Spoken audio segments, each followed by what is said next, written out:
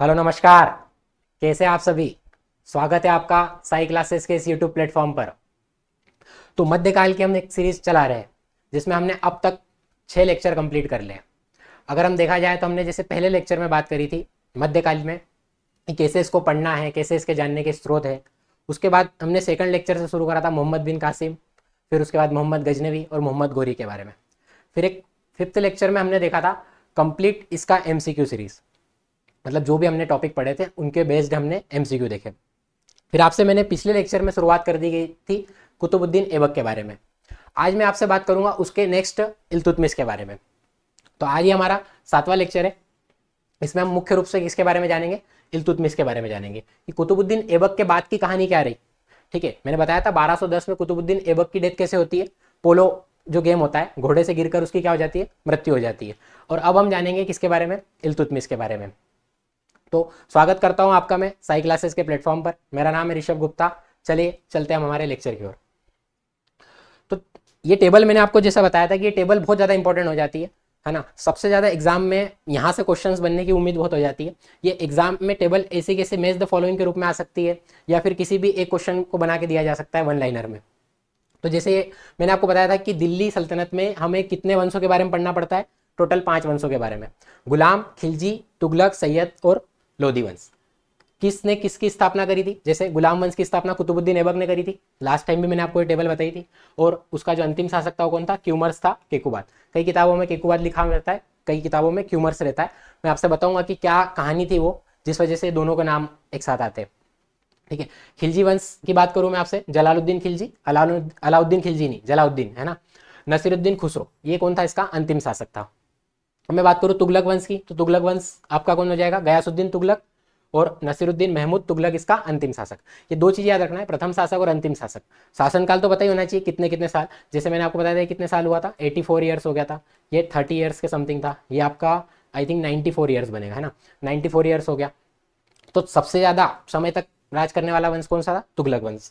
देखिए यहाँ पर मैंने आपको बताया था कि सबसे अधिक समय तक का शासन किसका था, तुगलक वंश का था। और अगर आपसे पूछे सबसे कम समय तक शासन किसका था, तो खिलजी वंश, 30 वर्ष तक इन्होंने शासन करा था। और अब देखो यहाँ पर एक और चीज आती है, जैसे सैयद वंश। सैयद वंश ये जो थे यहाँ तक जो थे ये तुर्किश लोग थे। यहाँ से ये तैमूर का आक्रमण होता है, उसके बाद वो अपने सेनापति को बिठा देता है, खिजर खां को। लोधी वंश, और ये यहाँ पर कौन आते हैं, ये अफगानी लोग आ जाते हैं। क्लियर है बात। तो यहां तक हमने क्या देखा, तुर्किस, और फिर उसके बाद सैयद, और फिर क्या, लोधी वंश। क्लियर है। तो आपको प्रथम शासक और अंतिम शासक याद रखना है। ये टेबल मैंने आपको लास्ट टाइम समझा दी थी। अब चलते आगे। ये वाली बात भी मैंने आपसे क्लियरली कर ली थी कि कौन कब से कब तक चला था ये वंश। 1206 से लेकर 1526 तक दिल्ली सल्तनत का टाइम पीरियड है। टोटल 320 वर्षों में कितने वंशों ने राज करा, 5 वंशों ने। सबसे ज्यादा तुगलक, सबसे कम किसने, खिलजी। सबसे अधिक समय तक शासन, मतलब ये बात तो आपको पता रहती वंश कौन सा है, लेकिन ये नहीं पता रहता है कि सबसे अधिक समय तक शासन किसने करा था, बहलोल लोदी ने करा था सबसे अधिक समय तक। और उसी में अगर मैं देखा जाए दूसरे नंबर पर कौन आ जाएगा, फिरोज शाह तुगलक, 37 ईयर्स तक। क्लियर है। दिल्ली सल्तनत का अंतिम तुर्की शासक कौन था, नसीरुद्दीन महमूद तुगलक, अंतिम शासक था। और दिल्ली सल्तनत का अंतिम शासक कौन था, इब्राहिम लोदी। ये दोनों पॉइंट पे मैंने आपको क्लियर करे थे। देखो अगर देखा जाए दिल्ली सल्तनत का अंतिम तुर्की शासक, तुर्की बोले तो कौन आ जाएगा, नसीरुद्दीन महमूद तुगलक, ये वाला पॉइंट। और अगर बोले दिल्ली सल्तनत का अंतिम शासक तो कौन आ जाएगा, इब्राहिम लोदी, जिसको 1526 में पानीपत की फर्स्ट बैटल में किसने हराया था, बाबर ने हराया था। ठीक है, तो ये आई होप ये दोनों चीजें आपको क्लियर होगी। फिर मैंने ये डायग्राम से आपको बताया था कि कौन कौन शासक आ गए थे। कुतुबुद्दीन ऐबक सबसे पहले, फिर उसके बाद आराम शाह, और फिर इल्तुतमिश। यहाँ तक हमने इनके बारे में, कुतुबुद्दीन ऐबक के बारे में देख लिया था। आज हम इन दोनों फैक्ट्स के बारे में देखेंगे कि इनके बारे में क्या जानकारी है। फिर रकनुद्दीन फिरोज, रजिया, इनके बारे में हम नेक्स्ट लेक्चर में बात करेंगे। आज मतलब हम रजिया की स्टार्ट लास्ट तक खत्म कर देंगे। रकनुद्दीन फिरोज का शासन कैसा रहा, कुछ समय तक ही शासन करा था। फिर बहराम शाह, अलाउद्दीन मसूद शाह, ये इन तीनों की कहानी रहेगी।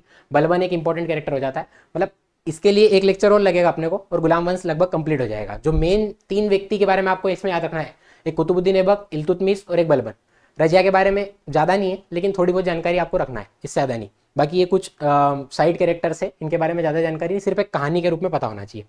फिर नेक्स्ट मैंने आपको ये बताया था ये डायग्राम से कि गुलाम वंश के भी 3 हिस्से थे, मतलब ये इनके अंदर 3 अलग अलग राजवंश थे, कुतुबी, शमशी और बलबनी। ठीक है, कुतुबी वंश से कौन संबंधित था, कुतुबुद्दीन ऐबक। और शमशी वंश से कौन था, इल्तुतमिश, पूरा नाम था इसका शमशुद्दीन इल्तुतमिश, अभी देखेंगे आगे। और बलबनी वंश से कौन था, बलबन। तो ये डायग्राम भी हमारा क्लियर था लास्ट टाइम। फिर ये बताया था कहाँ से कहाँ तक इनका शासन था, ये मैप के थ्रू समझो आप। ठीक है, ये लाहौर से कौन शासन करता था, कुतुबुद्दीन ऐबक। दिल्ली से शासन किसने संभाला, इल्तुतमिश ने। फिर इधर बख्तियार खिलजी ने आक्रमण करके बंगाल तक का एरिया जीत लिया था। बाद में मैंने बताया था बख्तियार खिलजी को अली मर्दान नामक के व्यक्ति ने क्या कर दी थी, उसकी हत्या कर दी थी। फिर चलते आगे। तो अब मैं आप कहानी आगे बढ़ाता हूँ कि कुतुबुद्दीन ऐबक की 1210 में क्या हो जाती है, डेथ हो जाती है ना। और उसका पुत्र कौन, आराम शाह गद्दी पर बैठता है। ठीक है, नाम से ही पता चल रहा है आराम शाह। तो आराम का मामला था इसका, तो 8 माह ही इसने शासन करा, ज्यादा नहीं करा। कुछ इतिहासकार इसके बारे में बताते हैं कि ये इसका पुत्र ही नहीं था कुतुबुद्दीन ऐबक का, मतलब इसके बारे में जानकारी स्पष्ट नहीं है कि आराम शाह था कौन। तो आराम शाह इसके बाद गद्दी पे बैठता है, ज्यादा समय तक शासन नहीं कर पाता है, 8 माह ही शासन करता है। और इसको कौन हटाता है गद्दी से, इल्तुतमिश हटाता है। कब, 1211 में। एक लड़ाई होती है, कहाँ पर, जूद के मैदान में लड़ाई होती है। ठीक है, यहाँ पर लड़ाई होती है और इसके किसको हराया जाता है, आराम शाह को हराता है। और गद्दी पर कौन बैठ जाता है, आपका इल्तुतमिश। क्लियर है इतनी बात। तो इस तरह इल्तुतमिश किस पे आ जाता है, दिल्ली सल्तनत की गुलाम वंश की गद्दी पर आ जाता है। इसका टाइम पीरियड कब से कब तक था, 1211 से लेकर 1236 तक। अगर मैं इसकी बात करूं इल्तुतमिश के बारे में, ये इल्तुतमिश कैरेक्टर, तो इलबारी तुर्क था ये। पहली बात तो ध्यान रखना, मैंने 2-3 चीजों की बात करी थी आपसे, इलबारी, मामलुक और सेल्जुक। ठीक है, तो जो कुतुबुद्दीन ऐबक था वो मामलुक से था। आपने देखा होगा, हम इसको मामलुक वंश भी बोलते हैं। मामलुक वंश का अर्थ होता है कि स्वतंत्र माता पिता की संतान। ठीक है, और दास वंश इसलिए बोलते हैं, गुलाम वंश इसलिए बोलते हैं कि जो जन्मजात दास रहते। ठीक है, और मामलुक का अर्थ क्या होता है, स्वतंत्र माता पिता की संतान। तो इल्तुतमिश जो था वो इलबारी जाति से संबंधित था। कुतुबुद्दीन ऐबक मामलुक से था और ये कौन सा था, इलबारी था। तो इसको हम प्रथम इलबारी शासक भी बोल सकते हैं। फिर बताया था मैंने आपको कि ऐबक ने अपनी पुत्री का विवाह किससे करा था, इल्तुतमिश से करा था। तो ये ऐबक का क्या हो जाएगा, दामाद भी हो जाएगा। क्लियर है। जब ऐबक के साथ में था ये, तो ऐबक ने इसको क्या बनाया था, बदायूं का गवर्नर बनाया था। ठीक है, बदायूं का सूबेदार बोल सकते हो या इक्तेदार बोल सकते हो। तो इसके पास क्या था, बदायूं की इक्ता थी, वहां पर ये राजपाट संभालता था। उसके बाद जैसे ही कुतुबुद्दीन ऐबक की डेथ होती है तो आराम शाह को पराजित करता है। फिर ऐबक ने इल्तुतमिश को सर ए जानदर, ठीक है ये इंपॉर्टेंट है भाई, कैसे वो कैरेक्टर उसका बदला, समझो इस बात को। सबसे पहले क्या था, वो एक गुलाम था, है ना, गुलाम था। जैसे मैंने आपको बताया था मोहम्मद गोरी का गुलाम कौन, कुतुबुद्दीन ऐबक। ठीक है, और कुतुबुद्दीन ऐबक का गुलाम कौन, इल्तुतमिश। तो इसको बोलते थे गुलामों का गुलाम। किसकी बात कर रहा हूं मैं, इल्तुतमिश की, है ना।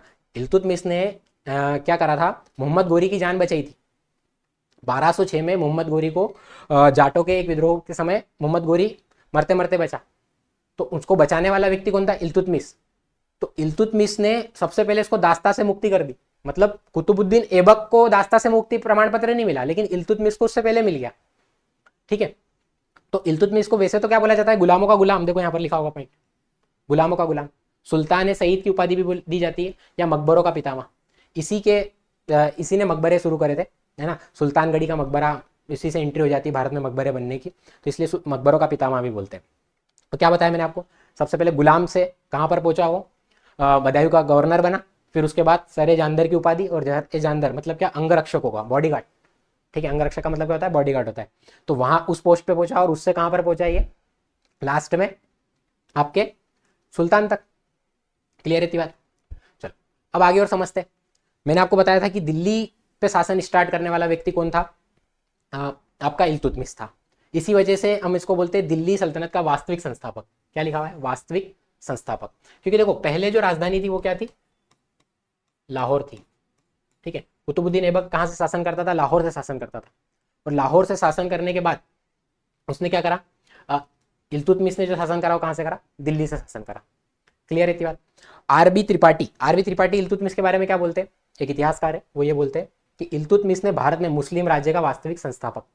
ये तो आपको पता है कि वास्तविक संस्थापक किसको बोला गया है, इल्तुतमिश को, लेकिन किसने बोला है, आरबी त्रिपाठी ने कहा है। इसी के संदर्भ में एक और व्यक्ति है ईश्वरी प्रसाद करके, वो क्या बोलते हैं, गुलाम वंश का वास्तविक संस्थापक। यहाँ दोनों वर्ड में अंतर है ना, मुस्लिम राज्य का वास्तविक संस्थापक और गुलाम वंश का वास्तविक संस्थापक। ठीक है, दोनों वर्ड को ध्यान रखना, किसने बोला है। ये स्टेटमेंट छोटी एग्जाम्स में तो नहीं आएंगे, लेकिन यूजीसी नेट वगैरह एग्जाम में तो बिल्कुल पूछे जाएंगे। फिर अब देखते हैं इल्तुतमिश के सामने समस्याएं क्या क्या थी, है ना, कौन कौन उसके विरोधी थे। कुतुबुद्दीन ऐबक के भी विरोधी थे, लेकिन कुतुबुद्दीन ऐबक ने क्या करा था, वैवाहिक नीति अपनाई थी। वैवाहिक नीति मतलब उसने क्या करा था कि अपनी बहन का विवाह कर दिया था अपने विरोधी से। ठीक है, खुद अपनी पुत्री का विवाह भी एक विरोधी से करवा दिया था। तो ऐसे उसने मतलब वैवाहिक नीति अपना ली थी। अब लेकिन इल्तुतमिश क्या करेगा, इल्तुतमिश ने जो उसके प्रतिद्वंदी थे, एक तो याल्दोज था जो गजनी से राज करता था, एक कुबाचा था जो कि सिंध और मुल्तान से राज करता था, और एक व्यक्ति था अली मर्दान जो मैंने आपको बताया बिहार और बंगाल का गवर्नर था। बाद में इसकी डेथ हो जाती है, इसकी डेथ के बाद गयासुद्दीन नामक एक व्यक्ति बैठता है, तो उससे इसका मेन संघर्ष चला था, किसका? इल्तुतमिश का, है ना। अल्तमस भी बोलते हैं इसको कई बार, इल्तुतमिश या अल्तमस। यहाँ तक बात क्लियर है। तो इसके 3 विरोधी है, देखते हैं अभी इसने विरोधियों को कैसे निपटाया, है ना, विरोधियों से कैसे सामना करा। तो 1216 में सबसे पहले तो आपने बैटल ऑफ तराइन तो पढ़ी होगी, बैटल ऑफ तराइन कैसी कैसी 2 बैटल तो पढ़ी होगी, एक 1191 और एक 1192 की, क्लियर है। लेकिन मैं आज आपसे तीसरी बैटल के बारे में बात करूँ, तराइन का तीसरा युद्ध कब हुआ था? 1216 में। किसके किसके बीच हुआ था? इल्तुतमिश और याल्दोज, ठीक है। याल्दोज कौन था? गजनी का सुल्तान था, गजनी से राज करता था। तो इल्तुतमिश ने किसको हराया? ताजुद्दीन याल्दोज को पराजित करके क्या बना लिया? बंदी बना लिया, और इसको बाद में बदायूं ले गए और वहीं पर इसकी क्या हो जाती है? डेथ हो जाती है। तो आज अगर याल्दोज की जो कब्र है वो कहाँ पर है? आपकी बदायूं में ही है, क्लियर है। फिर उसका जो दूसरा उसका प्रतिद्वंदी था वो था नसीरुद्दीन कुबाचा, ये पॉइंट, ठीक है। तो कुबाचा को इसने कब पराजित करा? 1227-28 में पराजित करा, और मुल्तान और सिंध का क्षेत्र जीत लिया। कई बार ये वर्ड आते हैं मुल्तान और सिंध वाले क्षेत्र, तो ये पाकिस्तान वाले एरिया है, ठीक है। सिंधु नदी वगैरह ये सब जो एरिया आते हैं पाकिस्तान में आते हैं। कौन सा? आपका मुल्तान और सिंध, इंपॉर्टेंट स्ट्रेटेजिक लोकेशन हो जाती है भारत में इंटर करने के लिए। फिर तीसरा व्यक्ति जो मैंने आपसे बताया बंगाल वाला, गयासुद्दीन, है ना। अली मर्दान के बाद गयासुद्दीन राज करता है, तो बंगाल को पूर्णतः अपने अधीन में कर लिया इसको पराजित करने के बाद गयासुद्दीन को। और इल्तुतमिश ने क्या करा? बंगाल और बिहार में अलग अलग गवर्नर नियुक्त करे, मतलब कुल मिला के बंगाल और बिहार मिलकर बड़ा एरिया बनाते थे, तो वहां पर उनको क्या कर दिया? अलग अलग कर दिया, किसने? इल्तुतमिश ने। तो ये 3 उसके प्रतिद्वंदी थे और तीनों को उसने अपने लड़ाइयों में पराजित करा। फिर मोस्ट इंपॉर्टेंट इसके वर्क बहुत ज्यादा इंपॉर्टेंट है ना। कौन कौन से इसने वर्क करे? तो सबसे पहले देखो तुर्कान चहलगानी या चालीसा दल। एक्चुअल में होता क्या था, इसने 40 इंपॉर्टेंट लोगों की एक क्या बना दी? एक सदस्य बना दिया कि ये मेरे 40 इंपॉर्टेंट लोग हैं, और उसी को क्या बोला गया? तुर्कान चहलगानी। क्या कारण था कि वो 40 लोगों को इंपॉर्टेंट लेकर आया? ये कुतुबी वंश के लोग और मुइज्जी सरदार इसके विरोध कर रहे थे। किसका विरोध कर रहे थे? इल्तुतमिश का। तो उसने 40 वफादार लोगों को लेकर आया, ठीक है। और बर्नी ने इसको नाम दिया है ना। थोड़ी सी डीप वाली बात मैं इसलिए कर रहा हूँ क्योंकि यूजीसी नेट वगैरह इस तरीके के जाता है कि भाई तुर्कान चहलगानी किसने कहा है? इसको बर्नी ने कहा है। वैसे तो क्या नाम था इसका? चालीसा दल। कहने वाला व्यक्ति कौन था? बर्नी।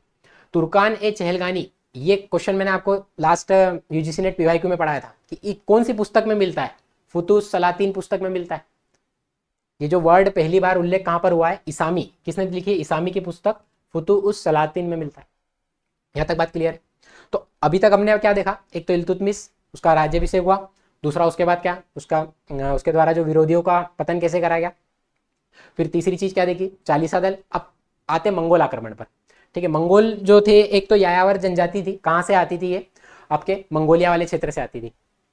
तो ऐसे ही एक व्यक्ति था मंगोल में, उसका नाम कौन था? उसका नाम क्या था? चंगेज खान, ठीक है। तो 1221 में उसने मंगोल आक्रमण से बचाया। किसने? इल्तुतमिश ने। चंगेज खां का आक्रमण नहीं ना, चंगेज खां कभी भारत आया ही नहीं, क्लियर है। तो चंगेज खान ने क्या करा था? ख्वारिज्म के शाह, देखो ख्वारिज्म जो जगह वो कहां पर है? ईरान में पड़ती है, ठीक है। और ईरान में क्या होता है? सुल्तान को शाह बोलते हैं, ठीक है। आपने एक पुस्तक का नाम सुना होगा, शाहनामा, ना, फिरदौसी के द्वारा लिखी गई थी शाहनामा किताब। तो ख्वारिज्म के शाह कौन था? जलालुद्दीन मगरवानी। तो इसका पीछा करते हुए कौन आ रहा था? चंगेज खां आ रहा था। मतलब वो चंगेज खां भी क्या था? सिकंदर के जैसा जीतने निकला था दुनिया को, है ना। मंगोलिया वगैरह ये वाला एरिया क्या बहुत ज्यादा ठंडा रहता है, तो वहां पर क्या होता है? जीवन इतना अच्छा नहीं होता है, कई दिनों तक उस वाले क्षेत्र में क्या होता है? लोग आते ही नहीं थे, क्लियर है। तो ये लोग क्या करते थे? मतलब कह सकते हैं खाना बदोश जनजाति थी, चारागाह के लिए, जीवन यापन के लिए दूसरी जगह जाते थे। तो ऐसे ही ये लोग कहाँ पर आए थे? ईरान वाले क्षेत्र में आए थे। तो वहां के शासक को इन्हें पराजित करा, उसका पीछा करा, और कहाँ तक आ गई है? सिंधु नदी तक। कई बार क्वेश्चन में पूछ लेते कि कौन सी नदी के किनारे तक आए थे, तो सिंधु नदी के किनारे तक आए थे। आ गया तथा इल्तुतमिश ने मगरबानी को दूत यान मुल्क का वध कर दिया। मतलब देखो मगरबानी ने क्या बोला? सिंधु नदी तक आ गया, पीछे कौन है? चंगेज खां। तो अब इल्तुतमिश से शरण कौन मांग रहा है? ये जलालुद्दीन मगरबानी मांग रहा है कि भाई मुझे शरण दे दो, है ना। उसने एक दूत भेजा किसके पास? इल्तुतमिश के पास। पर इल्तुतमिश को पता था कि मैं इसके कारण मेरा चंगेज खां से पंगा हो सकता है, तो इसने क्या करा? उसको शरण नहीं दी। और इसको शरण नहीं दी तो ऑटोमेटिक क्या हो जाता है? मगरबानी की मृत्यु को कौन मार देता है? चंगेज खां। और इल्तुतमिश इस तरह अपने मंगोल आक्रमण से अपने आप को क्या कर लेता है? बचा लेता है। यहां तक बात क्लियर है। चलते आगे, फिर समझते हैं चंगेज खां के बारे में। भाई ये चंगेज खां की फोटो है, देख सकते हो, बहुत खुकार कैरेक्टर था ये, मंगोलिया से आने वाला।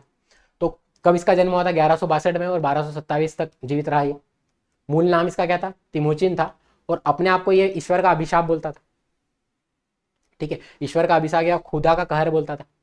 ये अपने आप को मतलब उसको गर्व लगता था ऐसा, मतलब गलत बोलाना कि भाई मैं ईश्वर का अभिशाप हूँ या कहर हूँ, खुदा का कहर हूँ मैं, मतलब उसको अच्छा लगता था ये बात अपने अपने लिए कहलाना।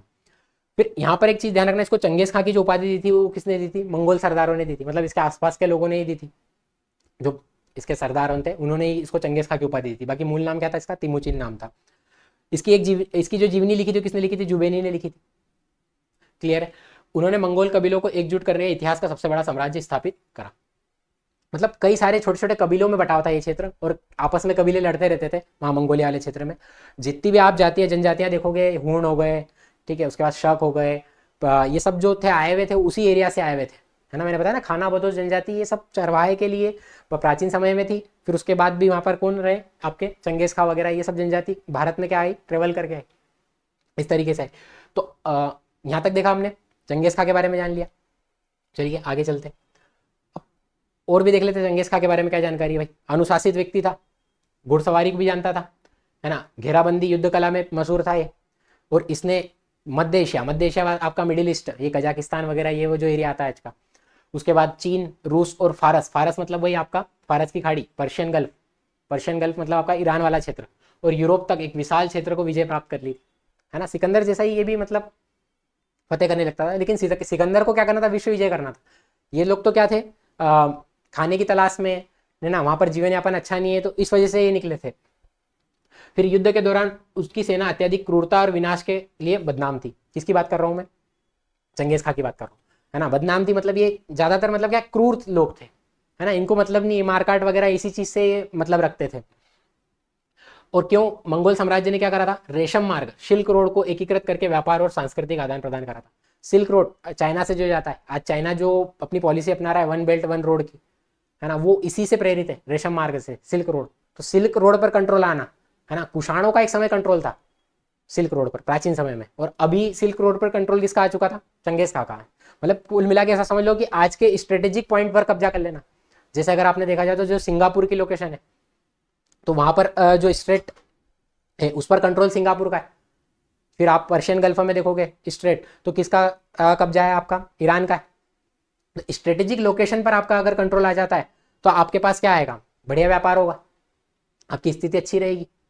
फिर उसकी वंशावली आगे चलकर क्या कहलाई, कुबलई खान नाम से। चीन में आगे एक शासक होते, युआन वंश होता है, और उसी की वंशावली कहते, किसकी, चंगेज खां की वंशावली। आगे जब हम मुगल पढ़ेंगे तब भी इसका नाम आएगा, क्योंकि बाबर भी क्या था, इसी के रक्त मिश्रण का था। क्लियर है, चलो आगे चलते हैं।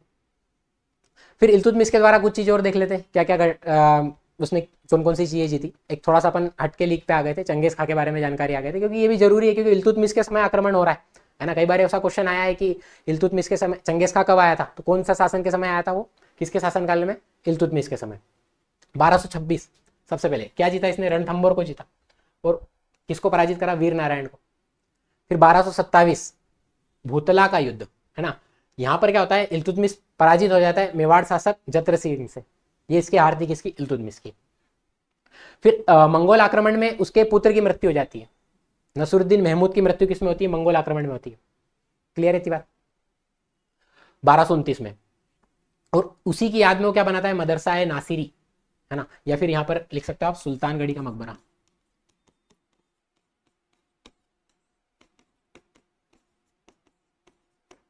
ठीक है, सुल्तानगढ़ी का मकबरा जो बनाने था, मैंने बताया ना मकबरों का पितामह कहते, तो सुल्तानगढ़ी का मकबरा में किसको दफनाया गया था, नसरुद्दीन महमूद, जो उसका कौन था, एक बड़ा पुत्र था, दूसरा पुत्र भी एक था, है ना, तो उसको दफनाया गया था। बाद में इल्तुतमिश को भी इसी की कब्र के पास में दफनाया गया था।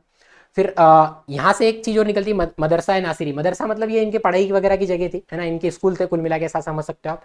तो यहाँ का एक टीचर था जिसका नाम था मिनहाज उस सिराज। मिनहाज के बारे में, मिनहाज ने एक जो किताब लिखी तबकात नासिरी, तो ये क्या था, यहाँ का एक टीचर था, है ना। अच्छा, ये कब मिला था इसको, सिंध अभियान में मिला था। जब याद करो नसरुद्दीन कुबाचा को सिंध नदी में डूबने पर मजबूर कर दिया था, है ना, मैंने आपसे बताया था कि कुबाचा के बारे में। यहाँ पर मैंने आई थिंक वो नहीं बताया होगा कि सिंध नदी में डूब कर मर गया था। ये देखो, सिंध नदी में डूबकर कौन मरा था, नसीरुद्दीन कुबाचा, है ना। तो इसी अभियान में उसको कौन मिला था, आपका मिनहाज सिराज मिला था, मिनहाजुद्दीन सिराज, सिंध अभियान में। और बाद में रजिया ने इसको क्या बनाया था, प्रिंसिपल बना दिया था, पहले टीचर था, फिर प्रमोशन करके रजिया ने क्या बना दिया, इसको प्रिंसिपल बना दिया। चलते आगे, फिर देखते मोस्ट इंपॉर्टेंट चीज है ना, खलीफा से मान्यता लेने वाला पहला सुल्तान कौन था? इल्तुतमिश था। सैंक्शन करवा लिया भाई कि मैं ही हूँ खलीफा जगत, खलीफा के बाद कौन हूँ मैं? हेड हूँ, मतलब मुस्लिम जगत का प्रधान मैं हूँ। किसने सैंक्शन करवाया था? इल्तुतमिश ने। कब करवाया था? 1219 में। मान्यता प्रमाण पत्र ले लिया, एक तरीके से कह सकते हो भाई। जैसे आप तैयारी कर रहे हो, आपको कोई रिकॉग्नाइजेशन, यूजीसी आपको सर्टिफिकेट दे देगा, नेट का सर्टिफिकेट दे देगा, तो आप यूजीसी से मान्यता प्राप्त हो गए। तो ऐसे ही इल्तुतमिश को मान्यता किसने दी थी? खलीफा ने। खलीफा कौन होते थे? पहले लेक्चर में बताया था मैंने आपको, उत्तराधिकारी। खलीफा का अर्थ क्या होता है? खलीफा एक अरबी भाषा का वर्ड है, इसका अर्थ क्या होता है? उत्तराधिकारी, सक्सेसर। तो ये सक्सेसर किसके थे? पैगंबर के। तो पैगंबर के सक्सेसर थे, तो उन्हीं से मान्यता मिल गई कि हाँ आप क्या हो गए, जैसे आप बोल सकते हो खलीफा को, खलीफा का अर्थ क्या हो गया आपका? उत्तराधिकारी। ठीक है, लेकिन किस चीज का सक्सेशन करेंगे ये?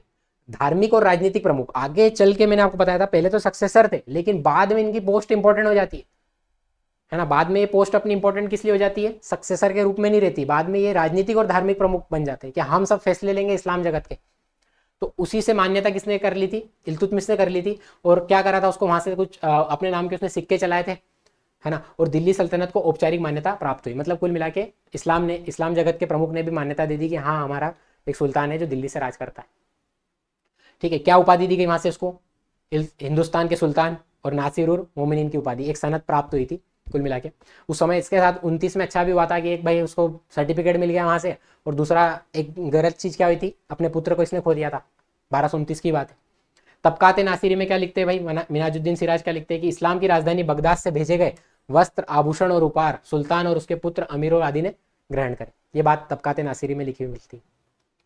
क्लियर है बात? और इसी को हम क्या बोल सकते हैं? पहला लीगल सुल्तान, है ना। प्रथम वैधानिक सुल्तान किसको बोला गया? इल्तुतमिश को बोला गया। यह संप्रभुता संपन्न, सोवरेन इंडिपेंडेंट, है ना, मतलब अपने फैसले खुद लेने वाला व्यक्ति। मान्यता रिकॉग्नाइज हो गया है ना। चलो कुछ और चीजें, ज्यादा देर नहीं और लगेगी, 2-4-5 मिनट का और है। तो देखा जाए तो इसका एक आक्रमण याद रखना, 1234-35 में मालवा, है ना। मालवा में भी कहा? भिलसा में हिंद मंदिर, और मालवा में उज्जैन का महाकाल मंदिर। मोस्ट इंपॉर्टेंट चीज, उज्जैन के महाकाल मंदिर पर आक्रमण करने वाला कौन व्यक्ति था? इल्तुतमिश था, है ना। और जो विक्रमादित्य वगैरह की जो मूर्तियां थी उनको भी तुड़वाने का काम किसने करा था? इल्तुतमिश ने करा था। ये वाली जानकारी आपको नहीं मिलती है कई जगह, लेकिन ध्यान रखना किसने आक्रमण करा था महाकाल मंदिर पर? आपके इल्तुतमिश ने। एक और वर्ड बहुत ज्यादा इंपॉर्टेंट है, जैसे हमने चालीसा देखा वैसे ही एक वर्ड आता है इक्ता। इसको बिल्कुल एकदम शॉर्ट और क्रिस्प में समझो, इक्ता होती क्या थी। जैसे मान लो ये क्षेत्र हो गया, ठीक है।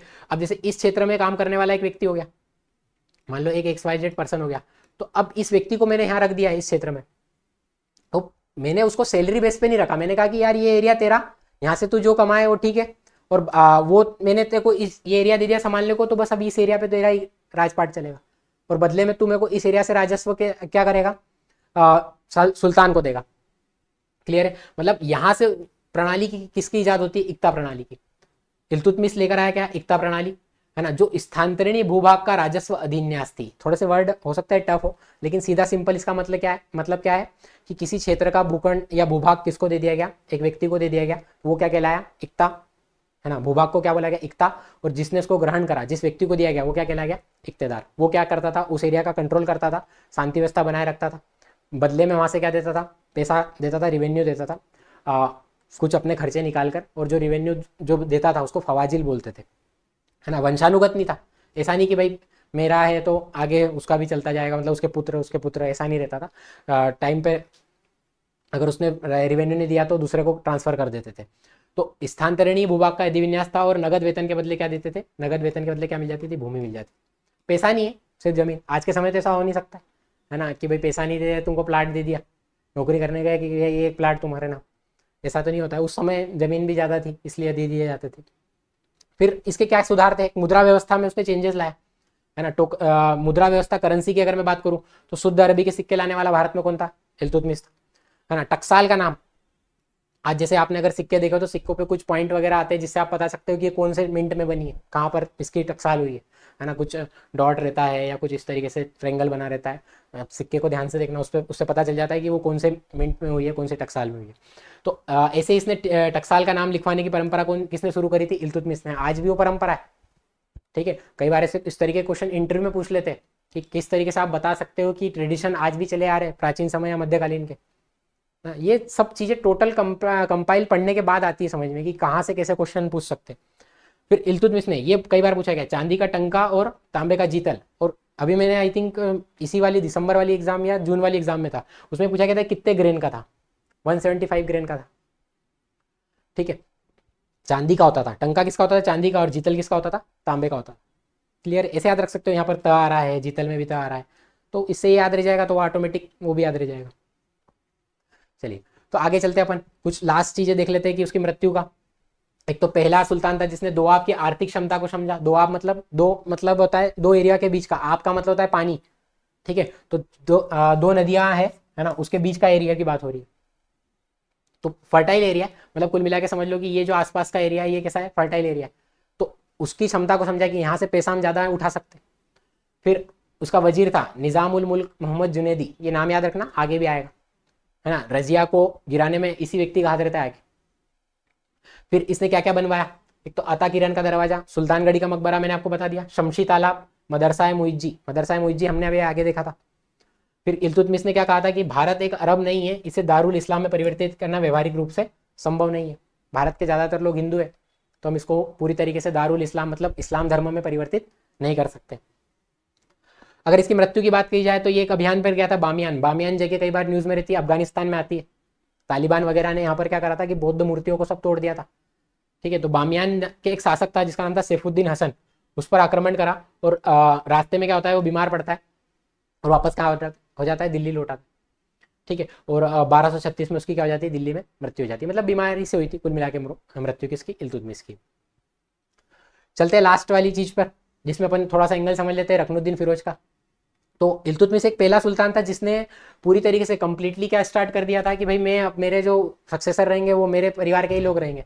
तो रजिया को अपना उत्तराधिकारी बनाया और उसी के नाम से चांदी के सिक्के भी चलाए थे। अच्छा, ये कब अंकित करवाए थे, ये इसने जीता था ग्वालियर विजय के बाद, है ना। तो इसका ग्वालियर पर भी अभियान था, तो ग्वालियर विजय के बाद इसने क्या करा था, चांदी के टंके जिस पर रजिया की नाम अंकित था ये जारी किए थे। फिर उसके बाद में अगर बात करूँ तो सुल्तान के पद को इसने वंशानुगत बना दिया, हाँ अपनी पुत्री को ही उसने उत्तराधिकारी घोषित करा था। फिर समझते कि फिर ये व्यक्ति कहाँ से आ गया, रकनुद्दीन फिरोज शाह। तो अमीरों ने इल्तुतमिश की मृत्यु के बाद, इल्तुतमिश की डेथ हुई तो उसके बाद अमीर लोग कौन होते थे, वही कुल मिला के ऐसे समझ लो कि आज के बड़े दिग्गज लोग जिनके पास पावर है, पैसा है, तो वो अमीर लोग होते थे। उनने क्या करा कि रकनुद्दीन फिरोज शाह को गद्दी पर बिठा दिया, क्या ये हमारा बंदा। ठीक है, और लेकिन वो भी क्या था, एक असहाय व्यक्ति था, तो उसकी माँ ही चला रही थी काम, शाह तुर्कान नामक महिला एक। ठीक है, मतलब जो वास्तविक रूप से राज कर रही थी कौन कर रही थी, शाह तुर्कान कर रही थी। तो बाद में क्या होता है कि लोगों ने क्या करा, रजिया का साथ दिया और उसको, रुकनुद्दीन फिरोज को अपदस्थ कर दिया।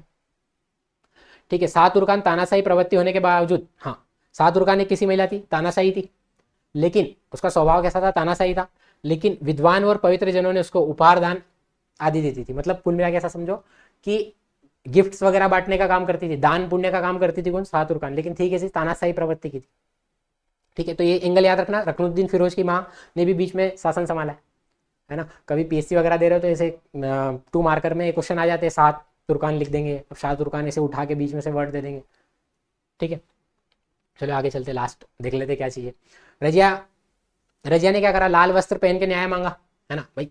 शाह तुर्कान तानाशाही कर रही है, लेकिन वास्तविक उत्तराधिकारी किसको बना के गया था वो, इल्तुतमिश, रजिया को। तो रजिया जनता के सामने क्या करने गई, न्याय मांगने गई। तो इल्तुतमिश के समय एक नियम था कि अगर किसी को न्याय चाहिए तो लाल कपड़े पहन लो, तो लाल कपड़े पहन के न्याय मांगने, किसके सामने, जनता के सामने। और लोगों ने क्या करा, शाह तुर्कान के विरुद्ध मदद करी, किसकी, रजिया की मदद करी कि हाँ नहीं हमको इसको हटाना है ना। तो लोगों ने क्या करा, रकनुद्दीन और शाह तुर्कान को अपदस्थ कर दिया। तो इसने लगभग 7 माह शासन करा था, और इस तरह दिल्ली की जनता के उत्तराधिकारी के प्रश्न पर पहली बार रजिया गद्दी पर बैठी। मतलब पहली बार लोगों ने सिलेक्ट करा कि हाँ हमारी जो सुल्तान होगी वो कौन होगी, एक महिला होगी, रजिया होगी। और इस तरह दिल्ली की गद्दी पर बैठने वाली पहली महिला मुस्लिम शासिका हुई, या फिर कह सकते हो भारत के इतिहास की पहली महिला मुस्लिम शासिका कौन बनी, रजिया बनी। तो हम अगले लेक्चर में रजिया के बारे में और डिटेल से जानेंगे। तो आई होप आपको यहाँ तक समझ में आ गया होगा। अगर आपको इस लेक्चर का टेलीग्राम, इस लेक्चर की पीडीएफ चाहिए तो आप ये टेलीग्राम ज्वाइन कर सकते हो QR कोड के जरिए, और हमें इंस्टाग्राम पे भी फॉलो कर सकते हो। बाकी बने रहो साई क्लासेस के साथ, और कोई डाउट हो तो आप कमेंट सेक्शन में पूछ सकते हो। आशा करता हूँ आपको ये लेक्चर अच्छा रखा होगा। तो मिलते हैं अगले लेक्चर में, जहाँ हम बात करेंगे रजिया और बलबन के बारे में। तब तक पढ़ते रहिए। बहुत बहुत धन्यवाद।